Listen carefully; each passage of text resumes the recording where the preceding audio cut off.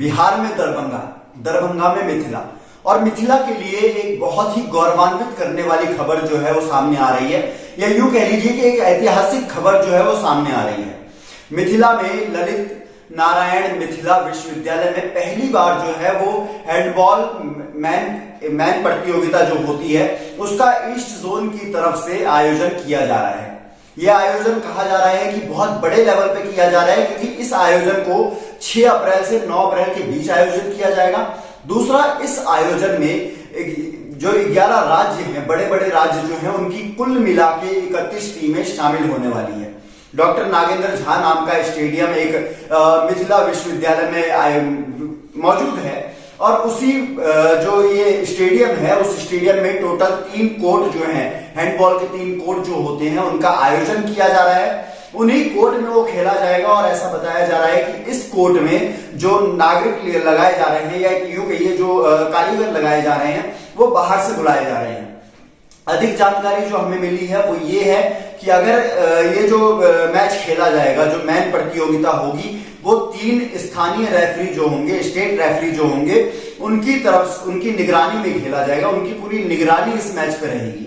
वहीं अजय नाथ झा का इस पूरे मामले में क्या कहना है, पहले आप उनकी ये पूरे बातें सुने कि कैसे उनको गर्व हो रहा है इस मामले में, किस तरीके से विश्वविद्यालय में चहल पहल दिख रही है, जो हम आपको वीडियोस में दिखा रहे हैं। तो पहले आप उनका इस मामले में क्या कहना है, पहले उनकी बात सुनिए, फिर हम आपसे बात करेंगे। मिथिला विश्वविद्यालय को यह दायित्व दिया है कि handball main east zone tournament का दायित्व मिथिला यूनिवर्सिटी को मिला है, और ये मैचेस 6 से 9 तारीख तक होगा अप्रैल में, और ये मैचेस सारे नागेंद्र झा स्टेडियम होंगे, जिसके लिए 3 कोर्ट का निर्माण किया जा रहा है।